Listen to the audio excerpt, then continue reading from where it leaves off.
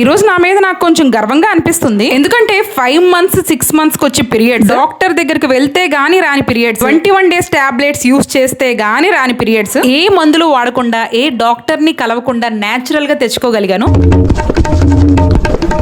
దీనిలో గొప్పే ఉంది అనుకుంటారు కానీ ఇది కూడా నాకు ఒక అచీవ్మెంటే. నేను 15-16 years ఉన్నప్పటి నుంచి మెడిసిన్స్ యూస్ చేస్తున్నా. ఇప్పుడు నేచురల్ గా తెచ్చుకున్నానంటే అది గ్రేటే కదా. నాకు తెలిసి నాలాగే చాలా మంది ఆడవాళ్ళు సఫర్ అవుతున్నారు. పీరియడ్స్ రాక, వెయిట్ గెయిన్ అయిపోయి, హెయిర్ ఫాల్ అయిపోయి, ఏ పని చేసుకోవాలన్నా ఓపిక లేక, విసుగు, చిరాకు, మూడ్ స్వింగ్స్, బాబోయ్ వీటన్నిటిని ఫేస్ చేశాను.